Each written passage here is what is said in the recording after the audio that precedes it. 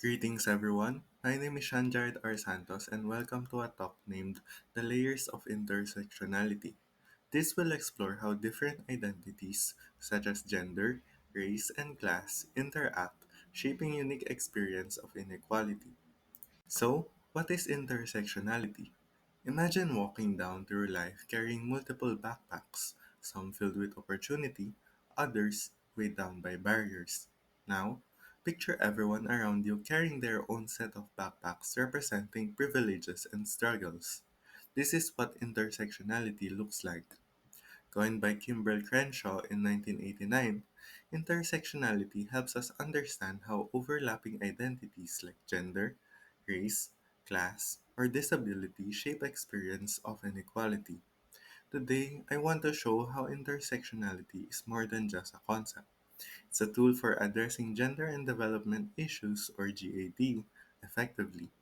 If we want to truly promote fairness and inclusive growth, we must recognize that people's challenges are shaped by the interaction of multiple identities.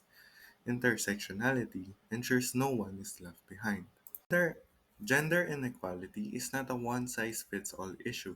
Traditional approaches often assume that all women experience the same challenges, but this ignores the complexities of identity. For instance, a wealthy woman living in the city faces different challenges from an indigenous woman in a rural area. While both may experience gender discrimination, the rural woman might also face cultural barriers, lack of infrastructure, and limited economic opportunities. Intersectionality reminds us that we must address more than just gender if we want real change. We need to tackle social, economic, and cultural systems that overlap and create deeper inequality.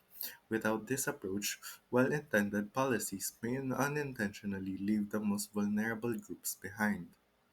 Intersectionality's relevance is clear in real-world examples. Consider how climate change affects women differently depending on their income and location. In low-income rural areas, women are often responsible for gathering water and fuel. When droughts or floods hit, these women may have to travel farther, facing greater risks such as violence. Healthcare is another area where intersectionality matters.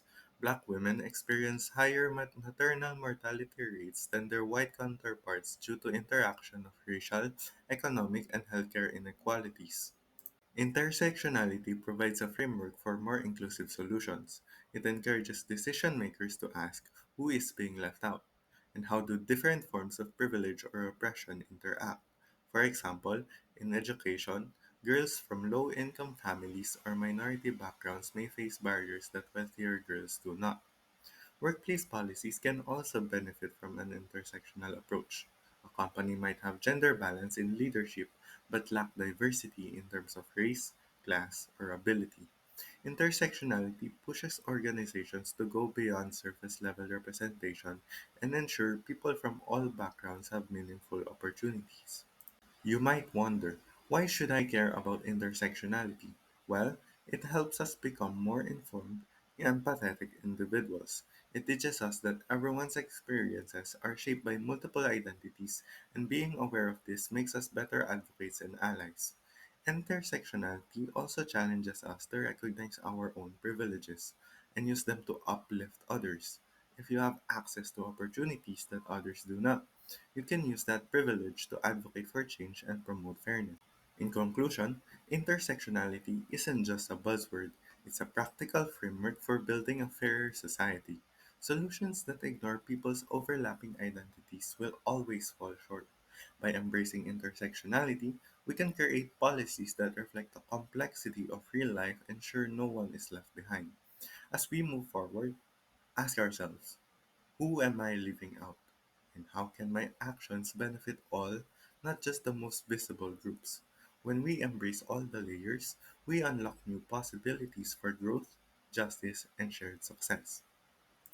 Thank you all for listening, and once again, my name is Shanjard R. Santos, and this is my GAD Talk.